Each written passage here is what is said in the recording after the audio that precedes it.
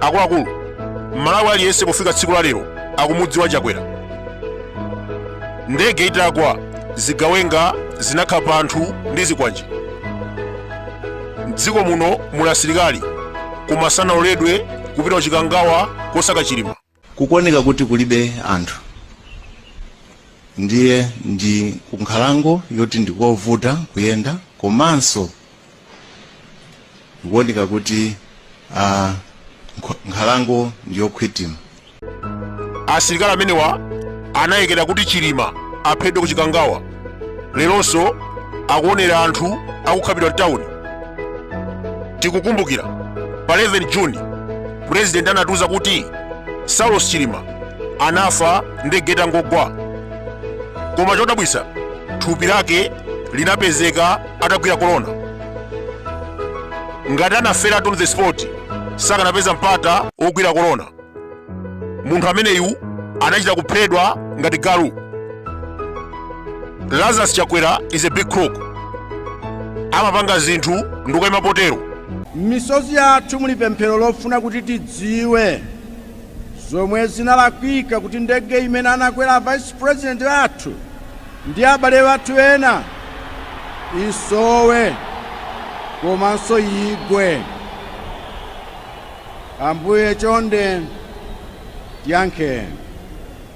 Misozi yathu muli pemphero lofuna kuti tidziwe zomwe zinapangitsa kuti kafukufuku oyang'ana ndege imeneyi atenge nthawi.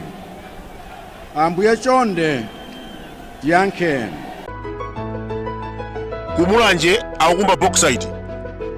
Kampani imene ikupanga zimenezi ndi ya Chakwera, koma akubisalira kumbuyo kwa munthu wina wotchedwa Hilton Banda. Phiri la Mulanje muli madzi ochuluka. Mapresident onse ambuyomu amadziwa za bauxite koma sanakumbe. Lero Lazarus Chakwera akufuna bauxite madera amenewa. Ku Phalombe anagulitsa phiri kwa Atsamunda.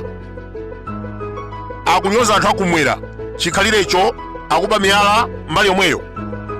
Inu anthu aku Central Region akukaniza mademo ku Lilongwe. Amalawi atafuna mademo a serious sangalimbane ndi Lilongwe. Mwachitsanzo magetsi amene akugwiritsa ntchito kumeneko amachokera kumwera. Mafuta a galimoto amadusira kumpoto. Ku Lilongwe kumapezeka madambwe, fumbi komanso fodya. Ndikunena pano fodya sanakolole, koma president ampangisa pinyolo m'dziko la Kenya. Agwirizana kuti Kenya iwapase mafuta. Auction ikadzayamba adzapasa forex ya fodya. Ine sinali ndi makalata oti ndizitumikira ngati mbusa wa assembly.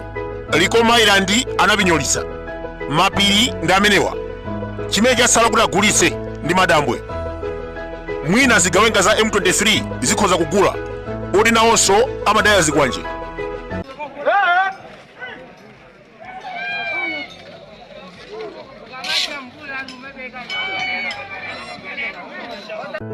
Nyawu imazipaka chitosi ndikumayenda mtawuni ikununkha.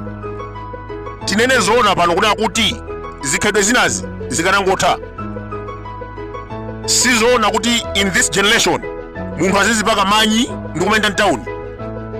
Atonga ali ndi gule malipenga. Ayawo amavina beni, amasamba kutchena bwinobwino ndikumavina.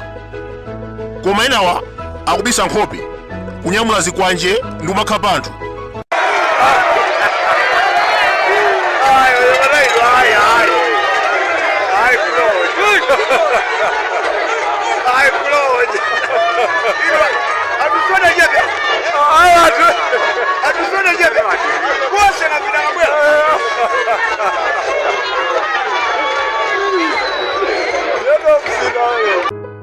Anthu akukhabidwa mtawuni president wankachete.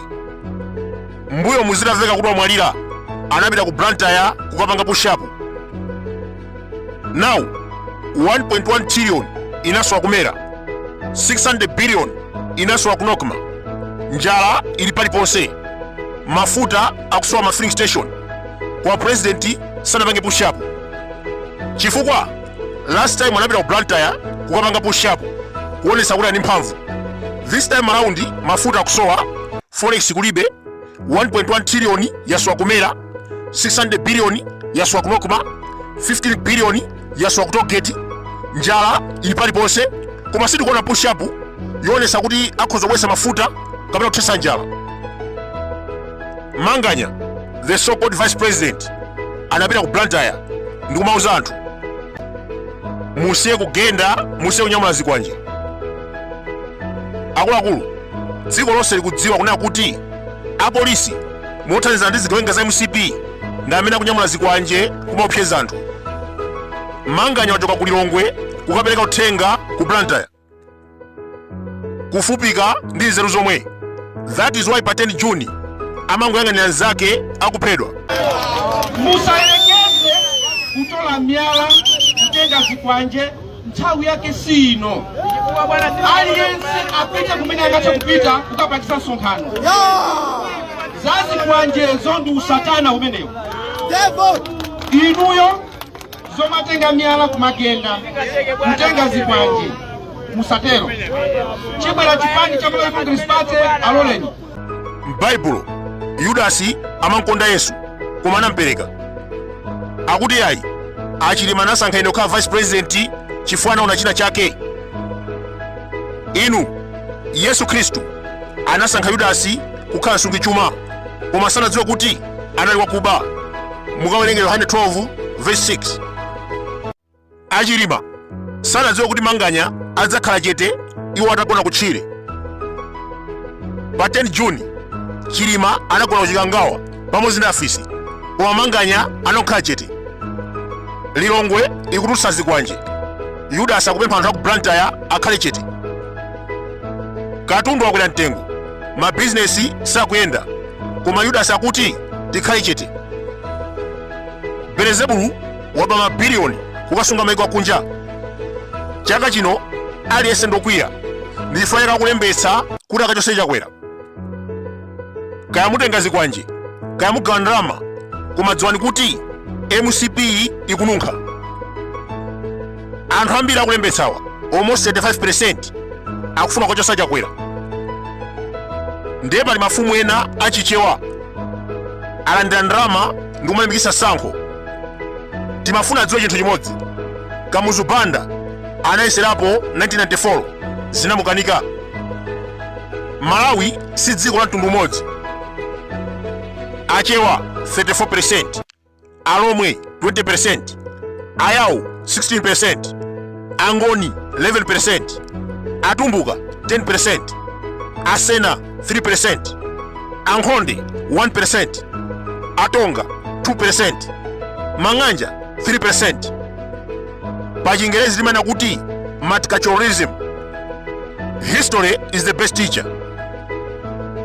MCP inauza chisankho 6 times chifukwa cha sankho.